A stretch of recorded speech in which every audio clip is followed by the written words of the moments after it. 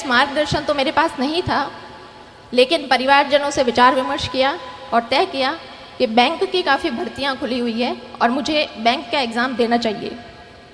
इस एग्ज़ाम तैयारी के दौर में कास्ट सर्टिफिकेट के लिए मुझे फिर से उपखंड अधिकारी के कार्यालय में जाने का मौका मिला। उस दिन उनके कार्यालय के बाहर भीड़ को देखकर फिर से एक बार मुझे लगा कि इस पोस्ट के लिए मैं ट्राई कर सकती हूँ। घर आकर मैंने दबी आवाज़ में अपने पिता से पूछा कि उपखंड अधिकारी बनने के लिए मुझे क्या करना होगा।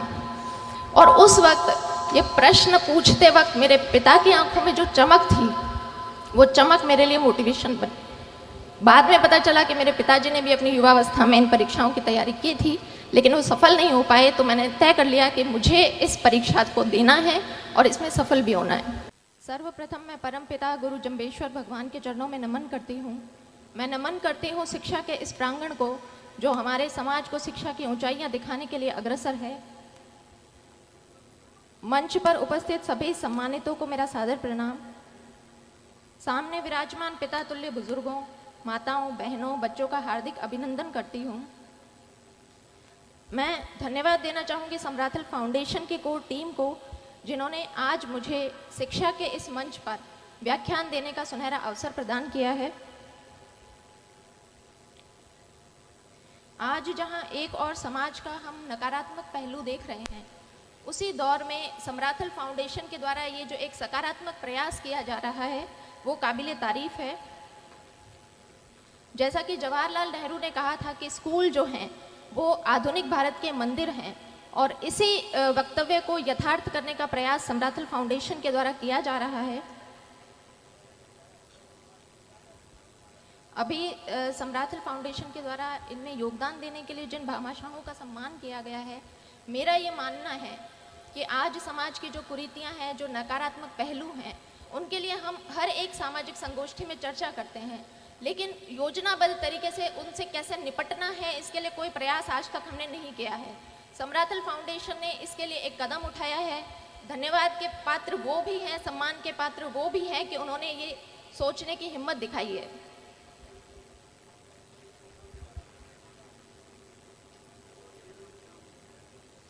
मैं आशा करती हूँ, जैसा अभी स्टेज से अनाउंसमेंट हुआ, कि जिन बच्चों ने अभी प्रतिभा खोज परीक्षा दी है वो इस पंडाल में मौजूद हैं, और अगर यहाँ मौजूद नहीं है तो वो यूट्यूब या अन्य किसी यूट्यूब आदि सोशल मीडिया से वो जुड़े होंगे। तो आज आप सभी बच्चे ज़िंदगी के ऐसे मोड़ पर खड़े हैं जहाँ आपके सामने बहुत सारी चुनौतियाँ, संघर्ष आने वाले हैं। इन संघर्षों से यदि आपको लोहा लेना है तो आपको मोटिवेटेड रहना होगा। अब कुछ जिज्ञासु बच्चों के मन में यह प्रश्न आ सकता है कि ये मोटिवेशन क्या होता है और हमें इस मोटिवेशन की आवश्यकता क्यों पड़ेगी। तो मोटिवेशन होता है किसी व्यक्ति का लक्ष्योन्मुखी व्यवहार है, उसे ऊर्जान्वित करना, उसे सक्रिय करना मोटिवेशन होता है। तो क्या ये मोटिवेशनल स्पीचेस सुन के आप सेल्फ मोटिवेटेड हो जाएंगे? बिल्कुल होंगे, लेकिन आने वाले सिर्फ 24 और 48 घंटों के लिए होंगे। तो जिस प्रकार से हमारे शरीर में किसी तत्व की कमी हो जाती है, हमें उसके लिए सप्लीमेंट्स लेने पड़ते हैं।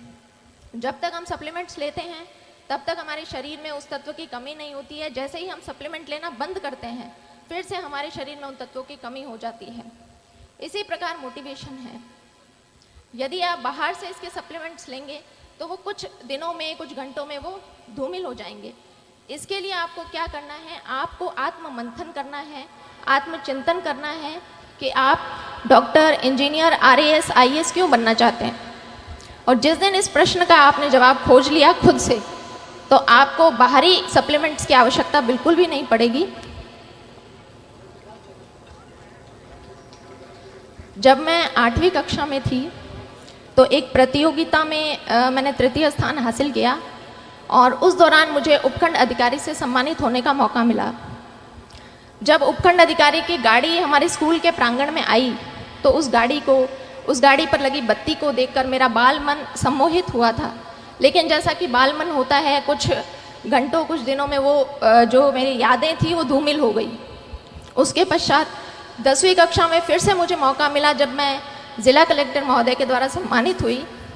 उस वक्त मैंने तय किया कि इस पद में, इस पोस्ट में कुछ तो है, कि इसका इतना मान और इतना सम्मान होता है। लेकिन फिर वही चीज़ें हुई कि मैं उन चीज़ों को भूल गई। 10वीं परीक्षा के बाद जब ऐच्छिक विषय चयन का प्रश्न खड़ा होता है, उस वक्त मेरी कुछ सहेलियों ने कहा कि हम तो मैथमेटिक्स साइंस लेंगे और इंजीनियरिंग करेंगे।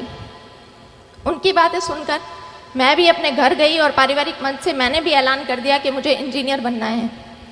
उस वक्त बहुत सारे प्रश्न आए कि लड़की इंजीनियरिंग करके क्या करेगी, लड़की को इंजीनियरिंग करवाने का क्या फ़ायदा है।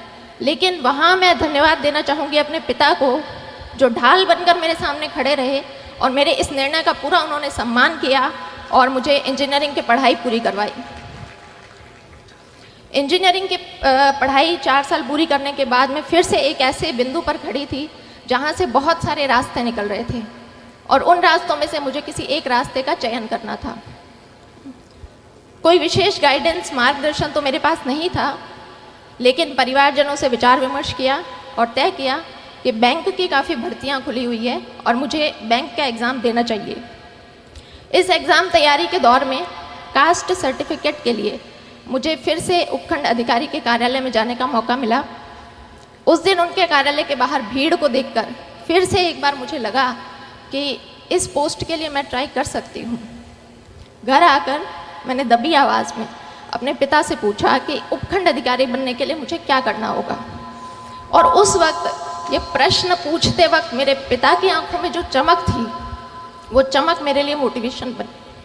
बाद में पता चला कि मेरे पिताजी ने भी अपनी युवावस्था में इन परीक्षाओं की तैयारी की थी, लेकिन वो सफल नहीं हो पाए। तो मैंने तय कर लिया कि मुझे इस परीक्षा को देना है और इसमें सफल भी होना है।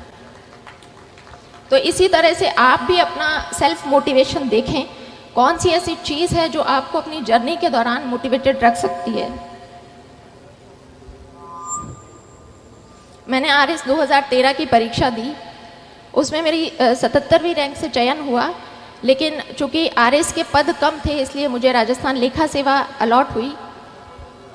मैंने दोबारा प्रयास किया और 2016 में मुझे प्रॉपर RS मिला। तो आज जब ये बच्चे किसी परीक्षा की तैयारी करने के लिए आए हैं तो एक पैटर्न होता है कि हमारा एक समूह बनता है, हमारा एक ग्रुप बनता है। मैं आप सभी लोगों से अनुरोध करूंगी कि अपने उस ग्रुप का चयन बहुत सोच समझ कर करें। जब मैंने प्रारंभिक परीक्षा अपने घर से तैयारी करके पास की, मेंस के लिए मैं जयपुर गई। वहाँ पर शुरुआती दिनों में कुछ मेरे ऐसे दोस्त थे जिनका हर वक्त यही कहना होता था कि भर्ती तो सिर्फ 700 पदों पर निकली है, हमारा नंबर कहाँ आएगा। हमसे पहले भी बहुत से बच्चे हैं जो तैयारी कर रहे हैं, हमारा नंबर कहाँ आएगा। तो मैं भी उन शुरुआती दिनों में काफ़ी नेगेटिविटी से घिर गई थी। फिर मैंने तय किया कि जब परीक्षा तो देनी ही है तो क्यों ना अपना समूह बदल लिया जाए। फिर मैंने 2 ऐसी लड़कियों का चुनाव किया जो मेरे ही बैकग्राउंड से थी।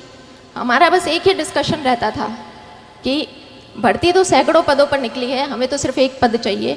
और आज हम तीनों लड़कियां RS अधिकारी हैं और वो जो ग्रुप जो नेगेटिविटी की बातें करते थे वो आज भी RS की परीक्षा दे रहे हैं। इसलिए आप पॉजिटिविटी बनाकर रखें।